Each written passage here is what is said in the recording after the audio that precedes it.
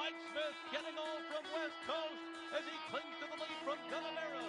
IRAP is third at the inside. Cameron is fourth. It is West Coast, and he keeps on rolling. And West Coast goes wire to wire. It's the Travers. Live from the backstretch at historic Saratoga Racecourse, this is Racing Across America with Seth Merrow. Racing Across America is brought to you by Pinnell's Restaurant, a Saratoga tradition since 1922. 284 Jefferson Street, Saratoga, just minutes from the track. Thoroughfan, giving the fan a voice. Find them at thoroughfan.com.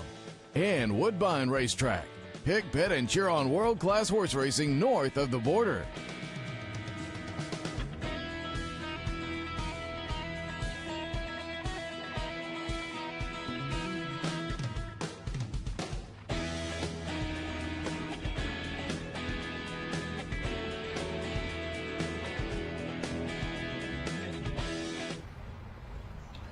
Good morning and welcome to Racing Across America on this Wednesday morning, kicking off another week of racing up here at Saratoga. We are live from the backstretch. I'm Seth Merrow.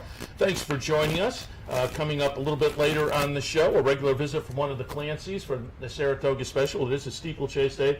We'll talk a little bit about that and much, much more. This week, Sean Clancy in the house, so that's coming up in just a few. Also coming up today, Lacey Gaudette, trainer typically based down in Maryland, but she has some runners up here at Saratoga and has a runner in the stakes race this afternoon. So we'll talk with Lacey about that and much more. And towards the end of the program, our friend Michael Amo from Thoroughfan. We'll talk a little bit about the Thoroughfan organization and what they provide to folks who want to jump on board, and much more with Michael as well. But top of the show, as always on a Wednesday, we're going to get a little update on what's coming up this week at Saratoga with our friend Teresa Gennaro. Teresa, good morning. Good morning. Happy to have you on board to talk a little bit about what's coming up. So far, been a ding-dong social season. I've already made 2 charity dinners. I was at the spaghetti dinner for TRF, and I was at the Unbridled Affair for Captain, and I think that's 2 more charity dinners than I've ever been to. And you've got plenty more opportunities coming up. They were both a lot of fun. That's the spaghetti dinner for TRF, and then CBIC emceed the Captain affair last Thursday, and as I said, they were a lot of fun and good crowds at both of them. That's what we like to see for those events that do benefit nice organizations in and around the racing game or in and around the community with Captain. And as you say, there'll be some more of those coming up, and there'll be a chance to benefit some organizations in this week's calendar as well. But why don't we hop right in, coming up here at the race course this afternoon, First Responders Appreciation Day. Last week they had a Military Appreciation Day, but certainly when it comes to, you know, the social, the folks who keep things in order, first responders are very, very important, and do like to tip our cap to them. That happens today at the racetrack. Yeah, NYRA has experimented over the last few years with a number of different events in the Saratoga Pavilion. And for a couple of years now, they've done Military Appreciation Day, as you said, and First Responders Appreciation Day. So if you are a firefighter or a police officer or an EMT, show your ID, you get in free today. There'll be a lot of demonstrations for adults and children in the Saratoga Pavilion. You can get first aid and CPR lessons. Children can get free bike helmets, and lots of other just kind of safety and first aid presentations and exhibits back there. And first responders will also be honored in the winner circle after one of the races early in the card. Very good. And again, that happens today at the racetrack, so keep that in mind. Another event that's coming up this week, always fun and highly recommended, the Hall of Fame inductions. Yeah, Hall of Fame on Friday. One lone contemporary inductee this year, the Horse Heavenly Prize, but there are a lot of pillars of the turf, some horses from the Historical Review Committee. So it looks like it'll be a really wonderful way of honoring racing's past and present. That's at 10:30 in the Humphrey S. Finney Pavilion at Fasig-Tipton. Seating is limited. It is free and open to the public, and it will also be streamed at the museum's website.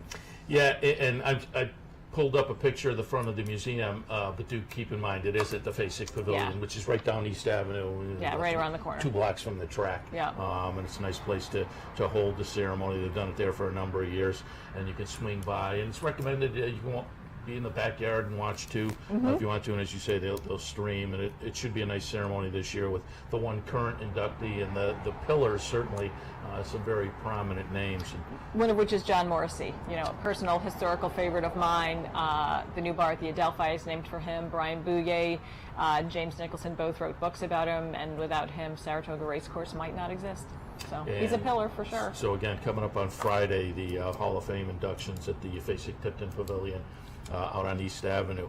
But I skipped one. You did. I just realized because Thursday, Jockey Hoop Game, the jockeys benefiting the racetrack chaplaincy. We had Humberto Chavez on Monday talking a little bit about it. I got my basket last year. I'm sure Humberto kind of recruited me in again, but I don't know. Do I want to do a Costanza and leave on a high note? I scored a basket last year, right. So do I want to go down now and then maybe have to slink away without getting another basket? So I'm still debating. I don't think that's the way to think about it. I think you need to go into it thinking that you're going to score another basket. Two. Exactly. I like your thinking. Don't assume that you're going down. So we'll see, but it's highly recommended anyway. Right around the corner from the racetrack. And it's free. 15 Vanderbilt Avenue at Saratoga Rec Center. Bernard King will be there if you're a Knicks fan or a big-time basketball fan. It really is one of the most fun events of the summer. It benefits the racetrack chaplaincy, which provides a wide variety of services to people who work on the backstretch. It's a big week for the jockeys. They had karaoke on Monday night,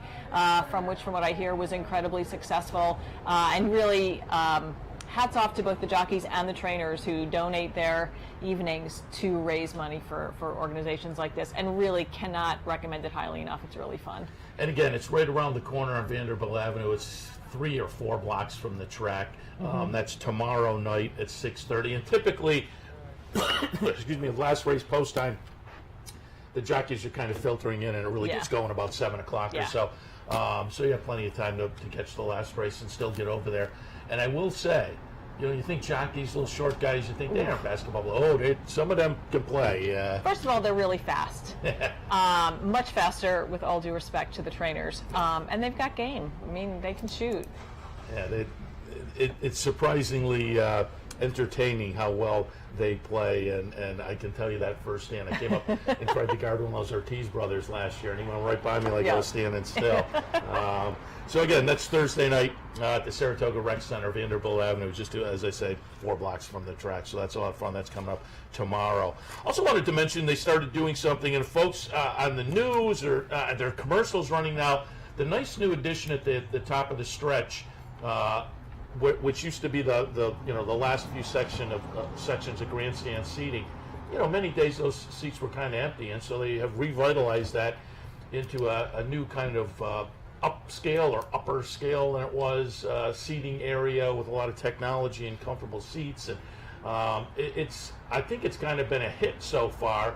And as I say, you may have seen it on the news or on some of the commercials, and would like to get a chance to kind of go in and take a first-hand look. Well, Fridays and Saturdays now you can do that. Kind of a fun after the races affair happening at the stretch now. Yeah, and I don't know if this is weekly or not, but it's definitely happening both Friday and Saturday this week. As you said, Seth, it is billed as an exclusive area, and there's actually a cover charge for the whole area. Under most circumstances, to even go in and stand at the bar costs a minimum of $30 during the week. Those prices go up on big days and on the weekends.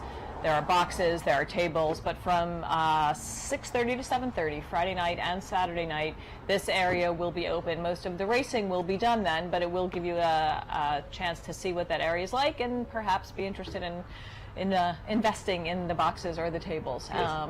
Should be fun to hang out. Yeah. Again, a DJ. And I don't know whether it's weekly either, but I'm pretty sure they did it last week. Oh, okay. So, again, keep your eyes open for that, but definitely this Friday and Saturday.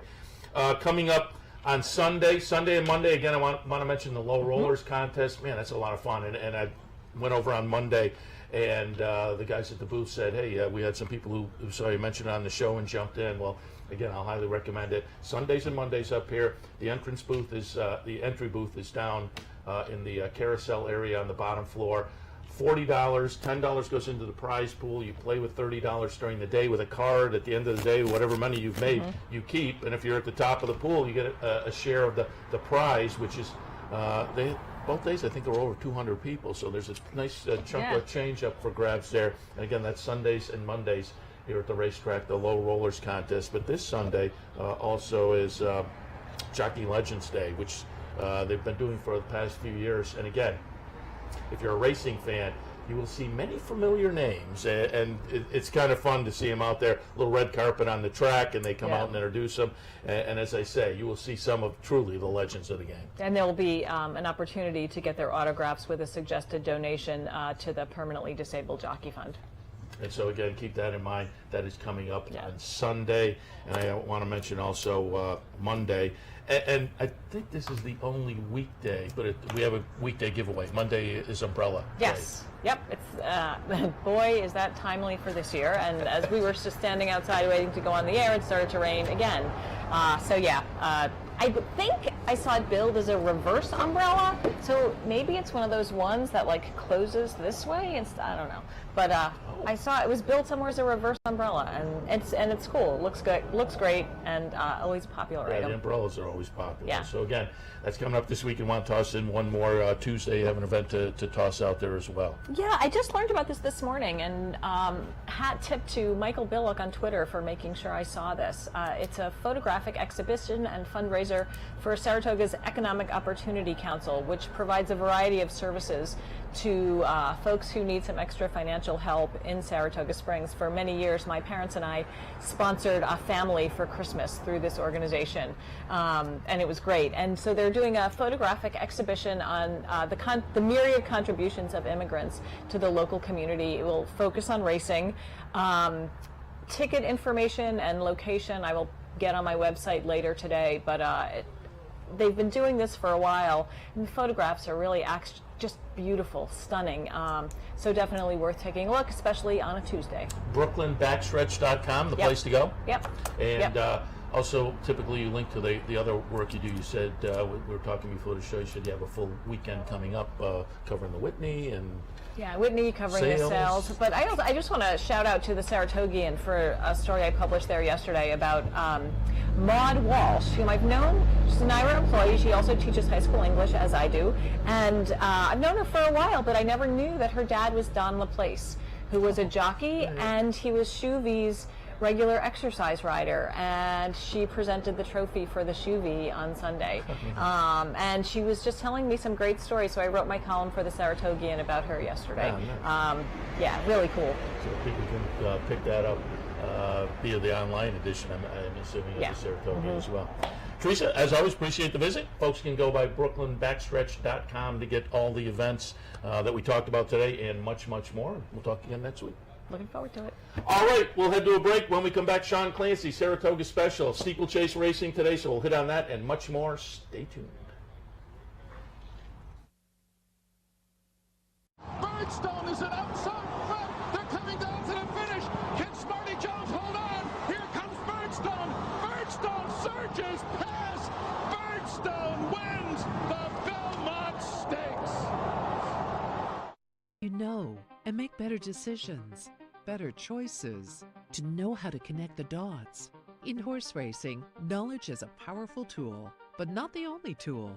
Race results and replays, past performances and live streaming, wagering from all your digital devices. These too are important tools, and you'll find them all right here at Capital OTB. Capital OTB. Become a better horse player. The backstretch workers are the heart and soul of what we do. They're the backbone of the industry. People on the racetrack are very giving people. It's a very impressive community of people helping one another. We see it all the time.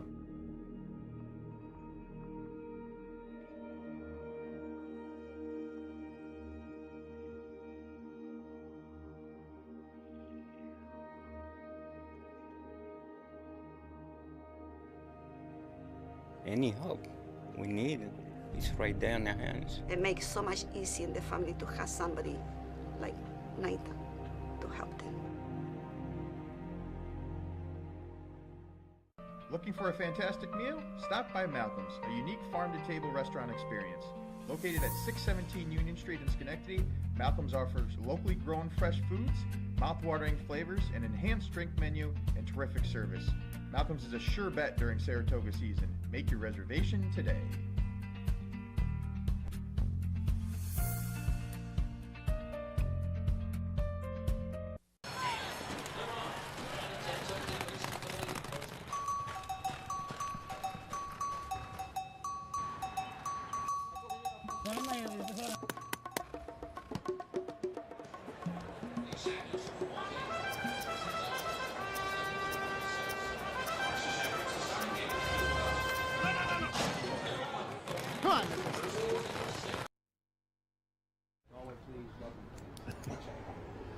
Welcome back to Racing Across America on a Wednesday morning. Wednesday morning always means a visit from the guys at the Saratoga Special. This morning, Sean Clancy. Sean, good morning. Good morning. Good to be here. Happy to have you here. Joe was in last week, and we talked a little bit with Joe about it, but now that I have you in here, I will get an update. Are we going to see a River D horse at Saratoga? Hopefully, maybe later in the meet. I got a few that I'm thinking about running. I might wait. I got two nice hurdle horses. I might wait till Belmont and go for the two races at Belmont in September. And for folks who don't know, River D, it's the nom de plume. Yeah, exactly.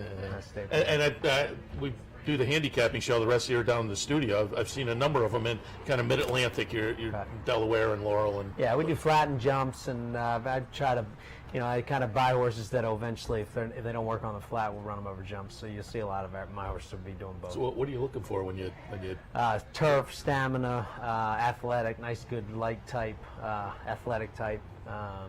I was, I just go through these barns. I say, I'll take that one, I'll take that one, I'll take that one. Justify, he'd work.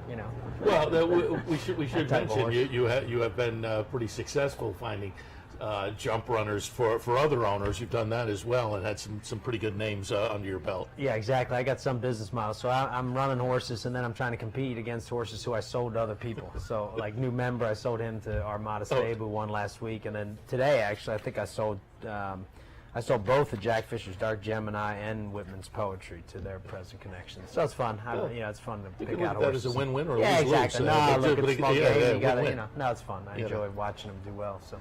All right, let's get some ideas. I wanted to go back to last week and get some of your opinions. Well, actually, the beginning of this week, because the Smithwick was postponed until Monday. We're going to pick it up going into the far turn. I liked Aranistan, the Shepherd horse. Surprisingly, betting public also liked it. Off a 3-1 morning line, went down to even money. Aranistan is going to be the number one horse. And I thought I was in a good spot here going into the turn, makes a nice move. But boy, and this is something you don't see too often in steeplechase racing, a nice up-the-rail move from the number 7 Showcourt, and just gets the jump on my horse. And Showcourt is able to hold off Aranistan in the Smithwick this Monday. Yeah, Aranistan was undefeated. He was 3 for 3 going into it. He had beaten 4-year-olds, and then he beat novices. This is his first step up into Grade 1 company. I thought he'd win the race just the way he had run this spring. It was the first time I'd ever seen him actually come off the bridle, kind of settle a little bit. He's usually pulling and really running up against the bit. I think the turn definitely hurt. He was pushed out wide, but that other horse was tiring. Mikey Mitchell rode this horse great, got up the rail, which you usually can if you can sit there and wait and time it right when they come, just like the flat game. You can kind of get up the rail. I don't know. Aranistan, looking back on it, might have just been a little flat, maybe. I mean, they gave him the flat race in the summer, and then I gave him a sharp work on Friday. I mean, I thought it was when I watched it, I thought, wow, that was because he was originally supposed to run Thursday. Jonathan Shepard worked him on Friday, did pretty stiff work, and maybe he's just a little flat coming back on Monday. But nice horse. It'll be interesting to see if he improves from that and runs in the Turf Riders or goes back to novice company. I mean, Jonathan Shepard's got an option with him. He's still a novice, so he could run in the novice race later in the meet. But do we know, have these guys said what the game plan is? Showcourt going to go on to the Turf Riders? I think Showcourt will come back. I'm sure he'll run in the Turf Riders. He doesn't really have any other options. He's not eligible for anything else here. He's better going 2 1/16. Turf Riders goes to 2 3/8, which he's a little better going 2 1/16. But he'd certainly run if he's good and sound after that. And Aranistan will be interesting to see which way he goes. I mean, you could drop him back to the novice or keep going for the big ones. It'll be interesting to see what he thinks. I thought it was a good second, though. He ran well. Look, it was. I mean, for a 4-year-old making his fourth start of his life over jumps to run in a Grade 1 and run that well, and he didn't have the best trip. Like I said, he kind of came off the bridle, which is the first time I've ever seen him do that, and then just lost a little ground on the turn. Didn't really lose ground, but the winner kind of got through and got a jump on him. We should mention the disappointment, and there was Modem, who's coming off with a string of second place finishes in Grade 1s, wound up 6th in the field of 7 as the 2 1 second. Yeah, I talked to Jack Doyle after the race. He struck into himself. I think he cut himself pretty. I think he's fine, but I think that's what cost him, because he really wasn't traveling. Probably about halfway through the race, he wasn't traveling, so I think he had a big excuse. I'm not sure he'll be back. I kind of doubt he'll be back for the Turf Riders, but yeah, he definitely overreached into himself. Let's go back to last week and watch the first jump race of the meet, the Jonathan Kaiser Novice. And again, for folks who aren't familiar, what is a novice race? So novice race is an interesting condition they've created. Well, it's been a while now, probably almost 15, 20 years ago, but it's a date race basically. So it's for horses who couldn't have broken their maiden for a certain date. So you give a kind of a window of horses that can, or it's non-winners of 3. So it's a little bit of both, but it's for horses a little bit below the graded level, but obviously out of the numbers of 2 conditions. So this horse, New Member, he's really taken advantage of it. He'd won 2 races and had tons of experience. He'd run in a bunch of novice races, and Jack Fisher put blinkers on him. Willie McCarthy rode him. He'd been kind of begging Jack to put blinkers on him all year. He put blinkers on him, and he really ran huge. Nice horse, came from England. And he had knocked on the door, a bunch of times, second, third, and really that was kind of his breakout performance there. He ran very well. We saw the loose horse there, and people are always like, oh, the horses, and they're making him jump and everything. Making him jump. He lost the rider at the beginning of the race. He went over every jump. And he jumped better, funny enough. As a former jockey, I can say this. He actually jumped much better without the rider messing him up. He just sloped along, found the right spots, saved ground on the turn, swung out on the outside. It was brilliant. It was like John Velasquez move. I mean, it was perfect. Yeah, it was a good run by the non-jockey horse. All right, let's get some ideas for this afternoon. Race 1 today. It's an allowance non-winners of 2 other than over the jumps. I took a look at the race, and we're going to pull up an allowance race from Suffolk Downs back at the beginning of July. Bellaceres is going to be the winner. Bellaceres, and Whitman's Poetry, the number 9 horse, will run second. Whitman's Poetry comes back this afternoon in this event. I thought off the flat race for Jack Fisher, that one kind of the logical contender. I put that one on top. Dark Gemini coming off a nice second place finish most recently. Just seems in good form off the 2 races this year. And then go get the Basil, who also had a flat race up at Suffolk most recently, but I think getting back to the jumps might benefit from that. So I went 6, 2, and 4. What are your thoughts on the race today? Yeah, I think it's about right. Whitman's Poetry I liked. I think it comes down to Jack Fisher. I think Jack Fisher could be 1-2 in here, really. I like Whitman's Poetry. I liked his prep. He's really hasn't done anything wrong in his career. He won the big maiden race last spring, 2 seconds earlier this year against a pretty good group of horses, Lord Justice and Kremlin.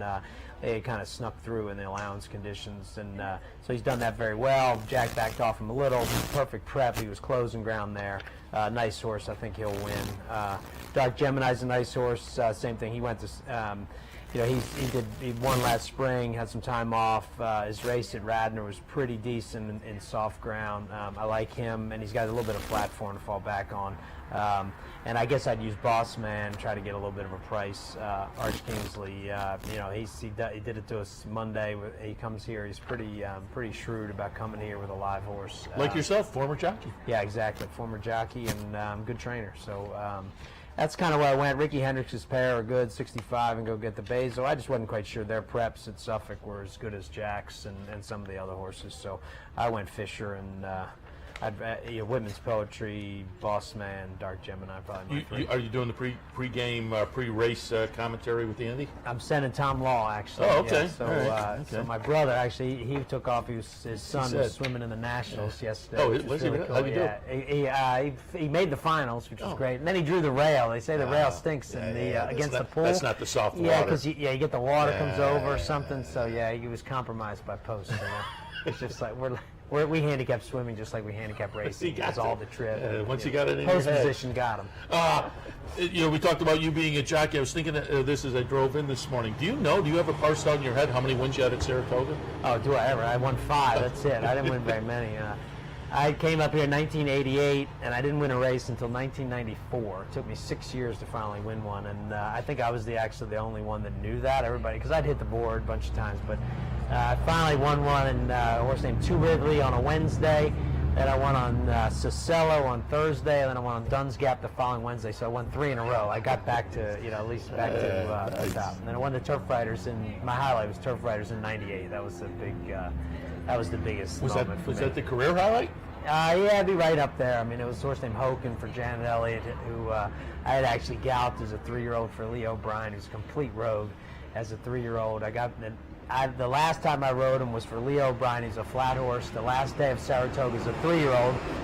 The next time I got on him, he became a jumper. Janet Ellie had him. The next time I rode him was in the New York Turf Fighters Cup as a 5-year-old. He won it at a big price, so it was the absolute highlight of my career. Excellent. And of course, now you're on the writing side, Clips Award, correct? Yeah. You and Joe have won Clips Award, exactly. right? And Tom Law, all three of us have. So, yeah. All the main guys at the Saratoga Special. And again, remind people where they can pick up the Saratoga Special. Well, all around town, around the racetrack, all the coffee shops, restaurants, stewards, everywhere around town, and also online. ThisIsHorseRacing.com. And this is one of the, or is this the only? I was going to say one of the few. This may be the only Monday though. But with the sales, we'll do next. Yeah, we'll do Monday. We basically print we do Thursday, Friday, Saturday, Sunday. This week we'll do Monday and Tuesday for the sales week. So we do 29 issues during the meet, and we write in between. All the stuff's online. So we do handicapping, previews, recaps, day recaps every day on This Is Horse Racing. Yeah, highly recommended. I have actually a link to the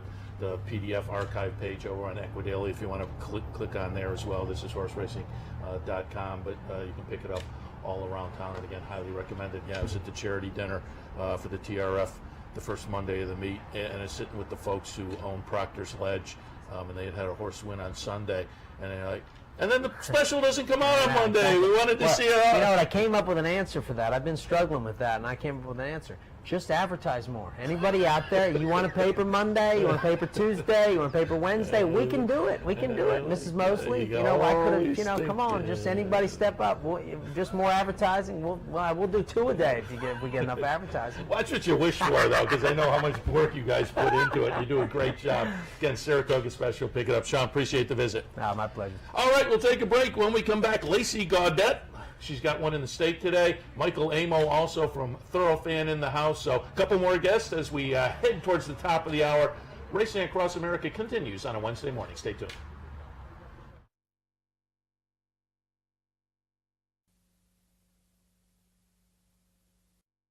For 4 generations, Bruce Cerrone and his family have continued the 96-year tradition of delighting their local following and faithful summer crowd with the finest authentic Italian recipes. Classic Italian dishes made with the freshest ingredients and served in a home-like setting, where everyone is welcome.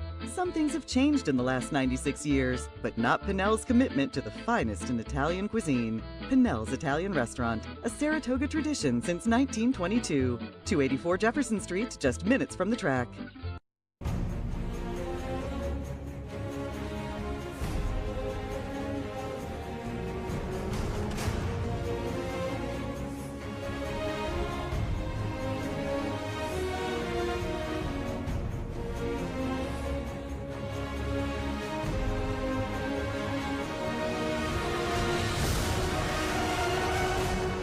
Sign up today for Capital OTB's handicapping series and plan your trip to Las Vegas. Visit Rivers Casino and Resort, the Capital Region's only destination for live table game action and the hottest new slots paying out millions.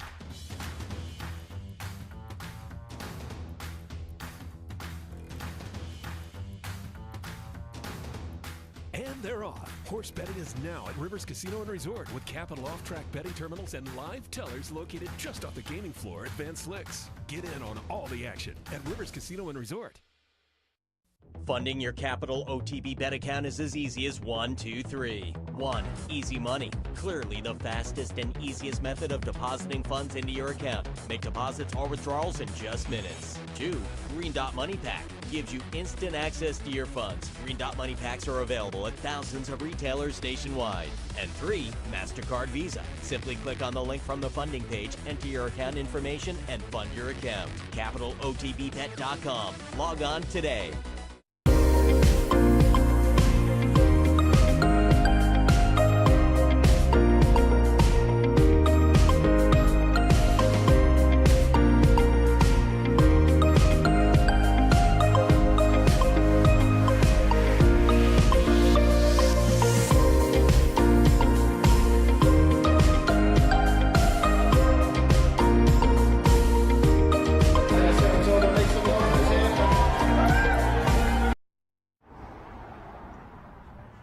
Welcome back live from the Saratoga backstretch. It's Racing Across America Wednesday morning. We kick off another week. The feature today, the Shine Again.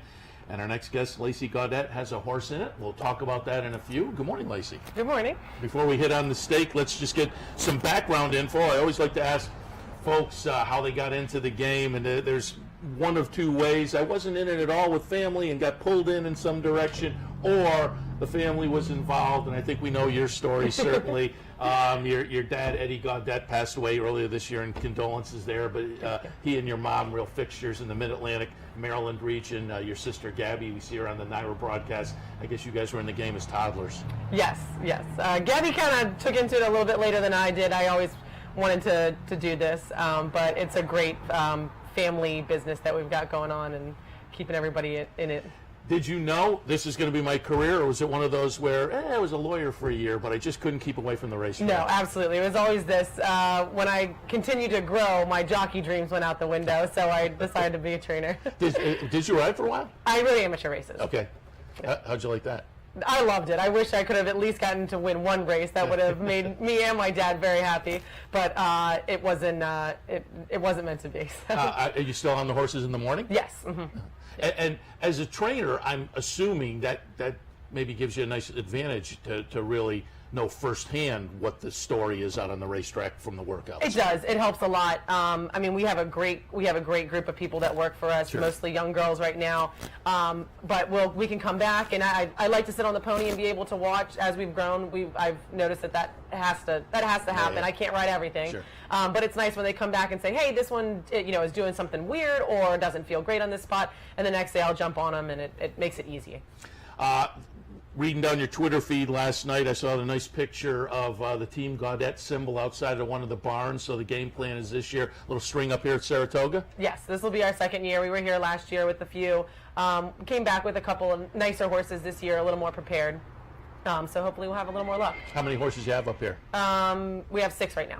And you and I were talking before the break ended, and still obviously based down in Maryland, so you were kind of bouncing back and forth. You say your mom's up here doing some of the training as well. Yes, we have a young girl that's galloping for us, and she's taken over a good assistant job right now, and my mom's here kind of just keeping an eye on everything, and I popped up here this week because we have a few running, but I'll have to head back to Maryland soon. Very good. And also wanted to talk a little bit about owners, because I noticed you had a winner just the other day, Friday, Enterprise Value, who went out for 10 Strike Racing, and Marshall Graham. We had Marshall on Sunday. Always fascinating. But talk a little bit about your owners. They're wonderful. We have a great group of owners right now. They make phone calls much easier. There's always going to be good and bad news to tell, and they take everything in stride. They've been fantastic. Marshall is wonderful. What he's done as an owner and what he does for the sport and everything, and just as an all-around person. He was in Maryland on his way up here. He stopped by and he was there for not his own winner, but for a winner. And he's wonderful to be around. And we have horses for Luch Racing too, and he's fun. He's here too. He swung by this morning. We have a nice 2-year-old for him. My mom's an owner too. She's all right to deal with. She's the toughest one, but I was going to say she's probably the one that's the toughest to deal with. She's definitely the toughest one.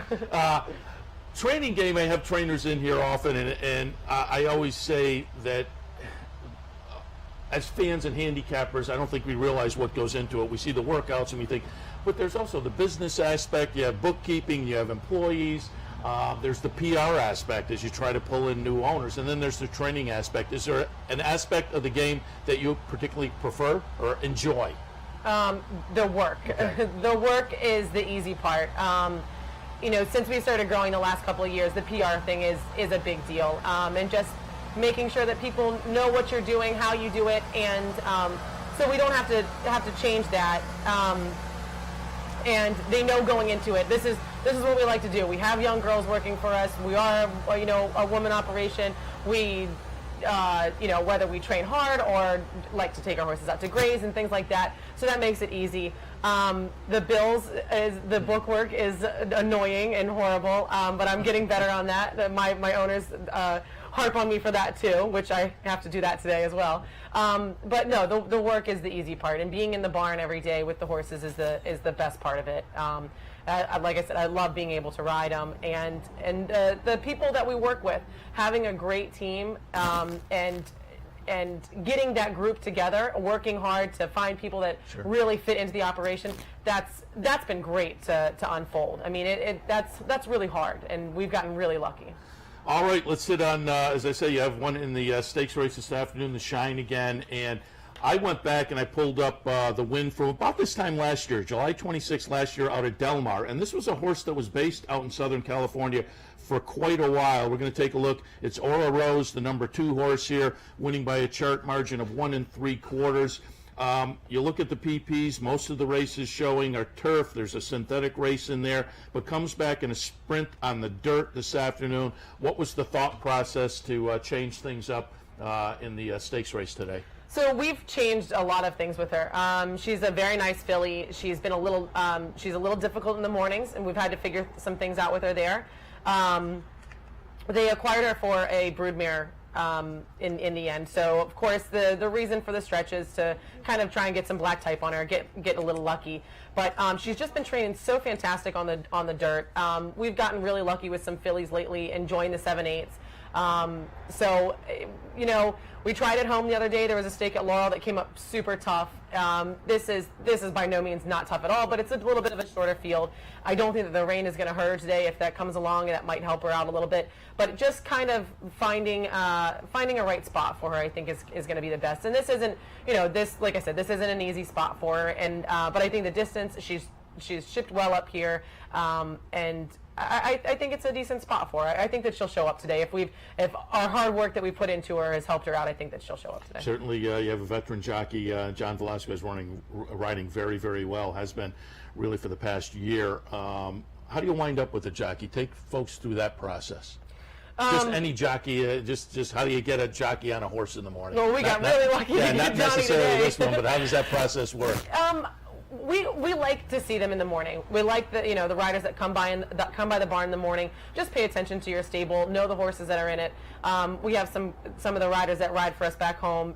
They're there every morning, getting on horses, galloping, breezing. They really know them like the back of their hand. So when they're around, that helps. I mean, clearly when you have a veteran jockey, it's their skill. They're masters, and they do their thing, and they know every horse that's going into a race anyways. They study themselves. So those kind of guys, like I said, they're the masters, so not much there. I asked this of other trainers who have sat here, and I'll ask it of you. Are you a speed figure person? And if you are, which figures do you look at?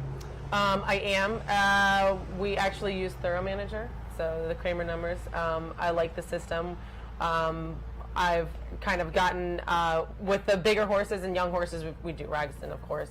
But yeah, it always helps. I mean, we claim a lot too, so we kind of look at every figure and and go that way. And like I said, we have owners that are big in the game and claiming, so every kind of number is thrown at you. So we look at all of them. That's interesting in claiming game too. Is that a collaboration between you and the owner, or does the owner come in and say, "Hey, I saw this horse and I want this horse," or do they come in and kind of discuss, "Here's horses I'm looking at. What are your thoughts?" All different scenarios. Like I said, we have a few owners that claim for broodmare prospects, so some of that stuff is completely off of my radar, and they come in the barn and we try to do the best with them and try and further their career before they go on to be broodmares. Others are horses that maybe we've seen train in the morning and we say, hey, okay, we've got to keep, we'll call a client and say, hey, we have our eyes on this horse. I think that we should, look to see where they run this horse back. Or we'll have clients call and say, hey, this horse is running somewhere else. Let's keep an eye on him. Or this horse fits in that spot there. So all together, it's just a group thing. That's an interesting question. As a trainer and a trainer dealing with claiming owners, are there claims? I'm assuming there are claims. Like is there somebody out there who claims and thinks, oh, I looked at the first 2 weeks of Saratoga, and if we pick this one up, we'll have a spot coming up. Absolutely. I mean, there's so many state bred incentives now. So we'll look for Maryland breds too, and the same thing with being up here. Everybody wants to come prepared, so you'll try and get prepared for a meet like this and things like that. You talked about Maryland breds, and that got me to think also, as I say, your mom and dad fixtures down there, you're based in Maryland. When we do the handicapping shows, we look at the Maryland tracks a lot, and I have Frank Vespi as a guest often, Dave Rodman often, so we like Maryland racing. And watching that over the past few years, it was only about 3 or 4 years ago where Maryland, as a staple on the American racing scene, was in a little bit of a dire situation. Yes. But things have really turned around. What's the optimism like down there? Really turned around. The racing down there is great. The purses are wonderful. We've gotten a lot of new trainers in there, and the racing is just fantastic. Same thing. State bred incentives are great, and there's a lot of people ship in down there. It's great. And it was. A couple of years ago, we were really worried that we were going to have to, go somewhere else. And like you said, that's home for us. So they've put in new barns. The turf course down there is fantastic.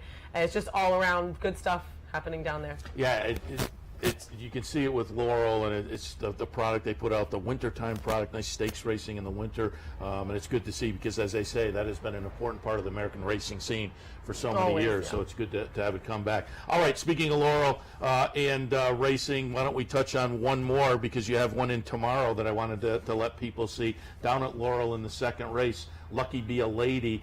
This was a debut winner. We're going to look at the debut win back at Delaware on July 5th. Lucky Be a Lady is the number 6 horse. Pretty nice looking debut win.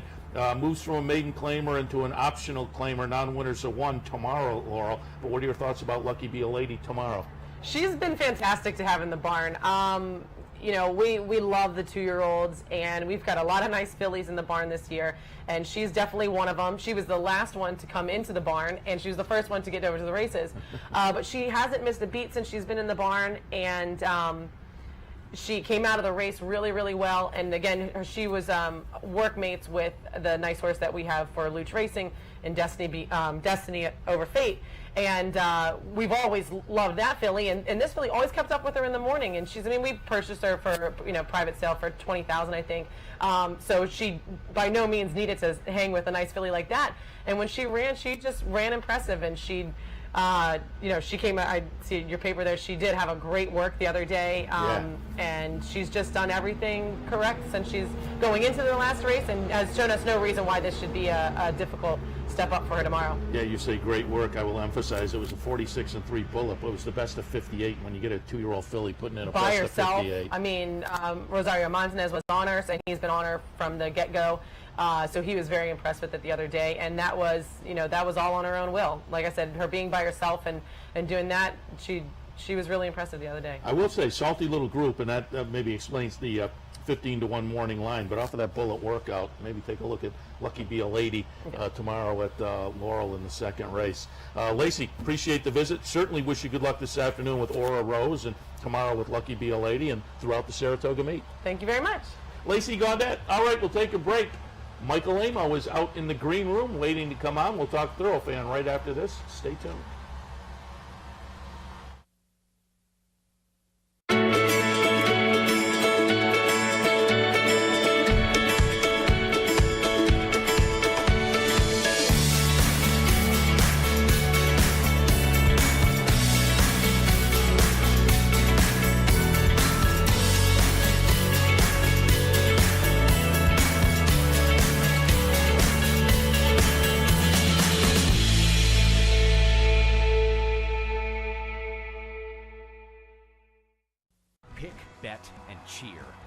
Racing from Woodbine and Mohawk Park. Thoroughbred and harness action. The wagers are just the beginning. Watch award-winning broadcasts covering both breeds, incredible battles contested over the most unique grass course in North America. Experience the full fields with over 130 thoroughbred and 160 live harness days. Get access to free handicapping material and join the ranks of Woodbine and Mohawk Park players from all over the globe.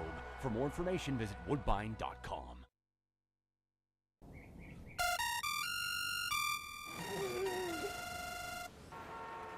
Come on. I want sales reports on my desk by Monday. Whoops. My bad. Love racing? RTN brings you every live simulcast on your home television, plus live video streaming and race replays on your PC and mobile devices. To order, visit rtn.tv. RTN, a breed apart. The backstretch workers are the heart and soul of what we do. They're the backbone of the industry. People on the racetrack are very giving people. It's a very oppressive community of people helping one another. We see it all the time.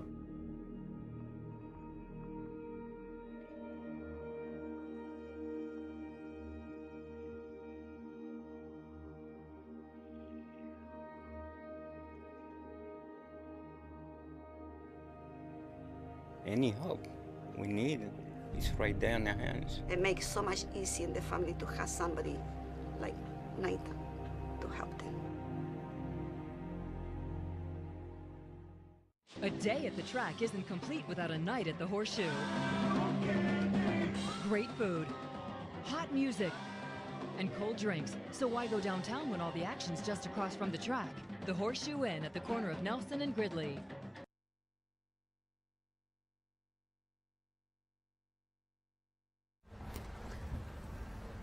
Welcome back. As promised before the break, let's talk a little Thorofan with Michael Amo. Good morning, Michael. Morning, Seth. Thanks for having me on. Always like to have you on because Thorofan, of course, caters to the fans, and they are an important component.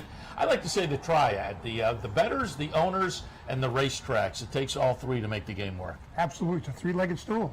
Think about it. Take one leg away and it'll fall over. Absolutely. Give us the mission of Thorofan.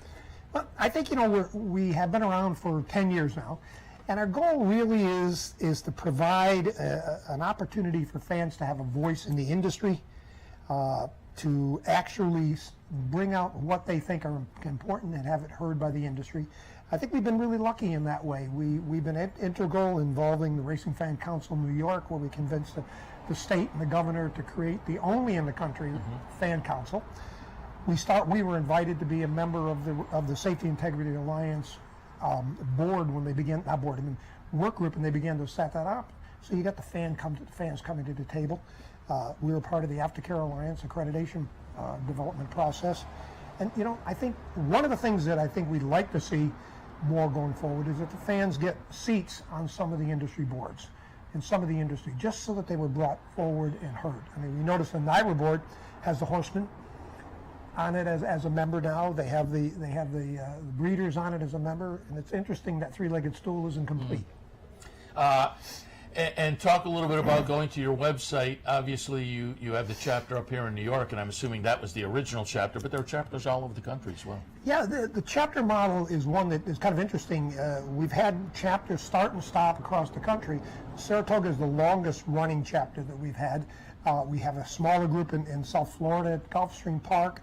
We have a few at Tampa Bay. We got a New York City contingent. Monmouth was up and running for a while. They changed models. Santa Anita in Southern California has a few fans. I think racetrackers are not joiners. I think that's really the real issue. And trying to convince people that we're a not-for-profit 501c3 grassroots organization. None of us get paid. And so you really need people to want to be involved as volunteers to make these things survive. And that's what's important, to put you out here in front of folks, to let people know about the organization so they can find it. And as you say, your motto is kind of giving a voice to the fans. And I think that's important because certainly with social media these days, fans have a lot to say about the game, but it is better than tweeting.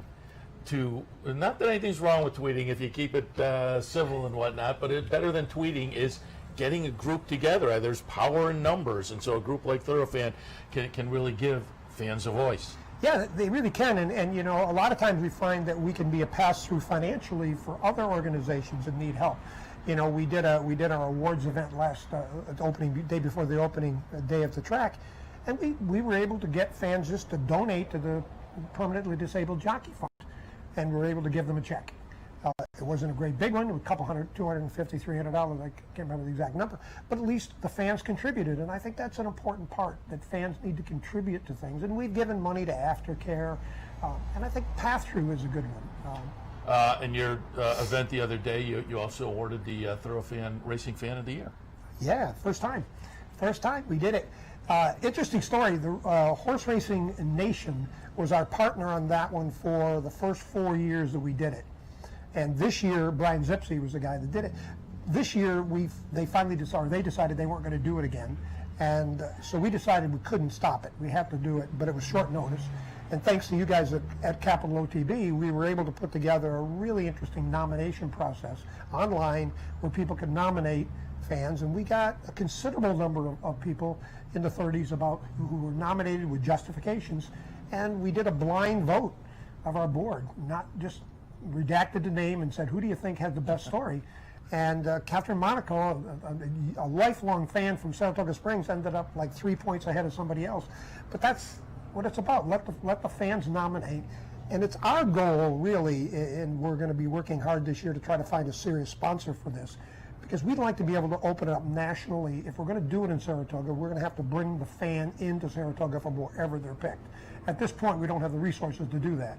But I think that's a small hurdle to get over once we can work on it. Seems like it. And you have, again, events throughout the year. You've had, in years past, events tied in with Eclipse Award weekend as well. That's right. Yeah, we do. We do the Thoroughfan brunch. We were doing that for the first 5 years. And like in any grassroots we were talking about, you put a lot of energy into running a brunch. And at the end of the day, it was fun, but the energy didn't generate what you thought. You didn't increase membership the way you wanted. You didn't increase dollar value or profit to or surplus to the organization. And so this year we had a great partner in Embassy Suites and the Saratoga Chamber of Commerce who said, we'd like to do a big signature event, and would you come and give your award? Well, that was so perfect for us. Yeah. And as people know and they've read, if not, I tell them, we gave the award this year to Richie Migliori, and it was a home run. I mean, the people at the Embassy Suites couldn't have been happier. There were about 300 people who came, and he stayed and was talking to them about how he rode and why his career was like. I mean, where do fans get that opportunity? I was talking to a person that day, and they said, think about our sport.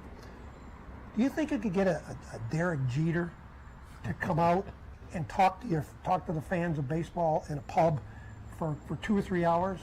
That's what makes our sport so fantastic. Yeah. Our athletes are just so reachable. I did the Tuesday before the meet. I did a seminar down in Albany at the Times Union, and it's the Tuesday before the meet. It's a Tuesday after work, and as I say, there's 4 or 5 days before the meet begins, and we're also down in Albany. They had 90 people there, and Richie Migliori was on the panel, and Durkin, Tim Wilkin, and I were there. But yeah, you have 90 people show up for that. It just goes to show up here at Saratoga, the fans are fans. Fans are fans. They are, and a lot of times, and I think we in Thoroughfan would go around the country.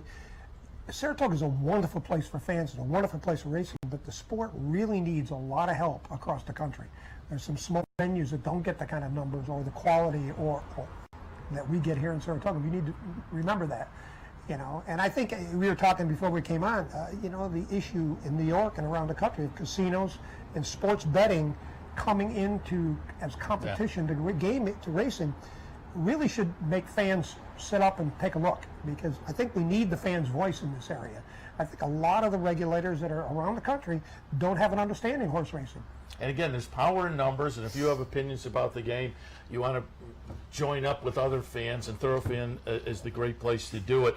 You have the website, Thoroughfan, so if people want to learn more about the organization, they can certainly check out the website at any time, and they can join through the website, correct? Join through the website. You can get a free newsletter. If you want, just click on the website, put your email, and you get a weekly electronic newsletter that we publish every day, every week, and it keeps you up with the sport. Doesn't cost anything, so you don't even have to join to get that. We'd love to have you do that, but we want you to be engaged. Yeah, very good. Also, you have a pile of them here, and people can pick these up on track. This is a great little Thoroughfan item for folks who come out in the mornings, and if you haven't come out in the mornings, it's highly recommended. Come out and watch the workouts, get breakfast, get a tour on the backstretch. But you have this little bonus for people who come out in the mornings. Yeah, it's Bobby Giordano is one of our members, and came up with this idea. I think it's a 10th anniversary edition, and every year it gets just a little bit better.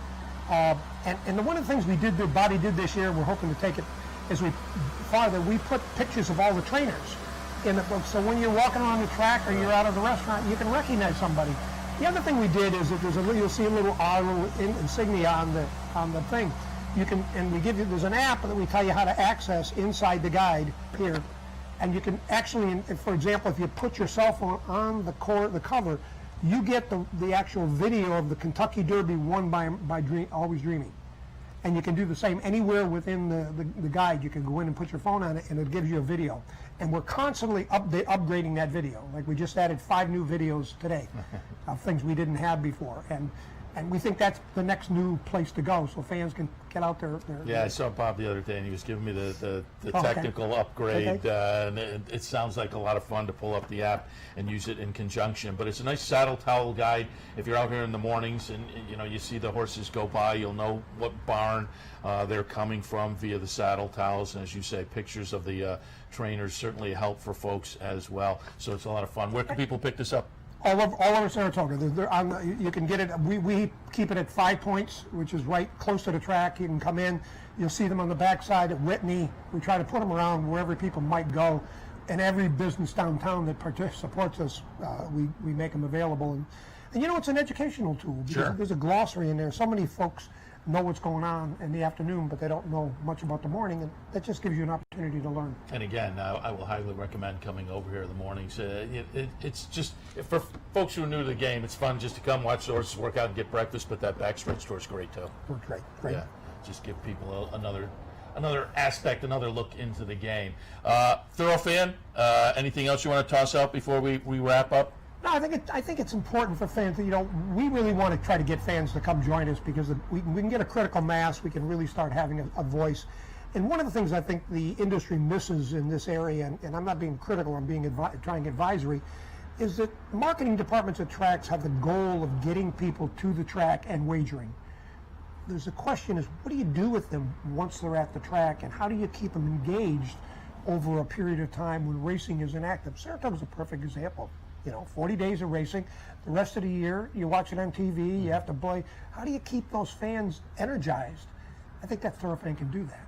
We can be a club, a group of people that get together regularly, talk about it, social media, and keep people engaged. Yeah. And that's where you sustain the fan base and grow it, one layer at a time. And again, it is that three-legged stool, the owners, the tracks, and the fans and handicappers and bettors over on one side. So those fans, handicappers, and bettors, Thoroughfan, again, gives you a voice. So you get a group together, there's power in numbers. So keep that in mind. Swing by the website and check it out and maybe join. I think the one thing, and end it quickly, it shocked me. There's a study that's not published yet that came out on survey in New York, just New York alone. There's a statistical significance that there's 4 million racing fans in the state of New York. 4 million racing fans. Yeah, excellent. Just in New York? Just in New York. Yeah, you gotta love that. So how do we get to them? If we can tap into that power, certainly that could bring about a little bit of change if folks are out there thinking, hey, I'd like to try this or do this. So keep it in mind. Thoroughfan, Mike, appreciate the visit. Thanks, I appreciate it. All right, we'll wrap things up for this edition of Racing Across America. Michael Amo from Thoroughfan. Before that, Lacey Gaudette. Good luck to her this afternoon and through the remainder of the meet. Sean Clancy from the Saratoga Special and our friend Teresa Gennaro with the weekly calendar. You can check that out also on brooklynbackstretch.com. Going to wrap it up for this Wednesday edition of Racing Across America. Back in tomorrow, 9 o'clock for the handicappers, 10 o'clock for Racing Across America. So enjoy the action this afternoon. Cash some tickets. We'll see you tomorrow morning.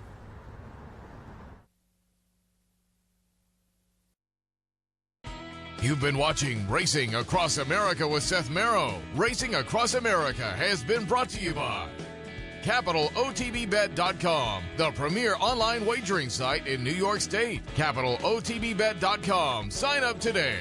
Pannell's Restaurant, a Saratoga tradition since 1922. 284 Jefferson Street, Saratoga, just minutes from the track. Thoroughfan, giving the fan a voice. Find them at thoroughfan.com. Woodbine Racetrack. Pick, bet, and cheer on world-class horse racing north of the border. And the new Capital OTB mobile app. Wager anytime, anywhere. Download it free from the iTunes Store or Google Play.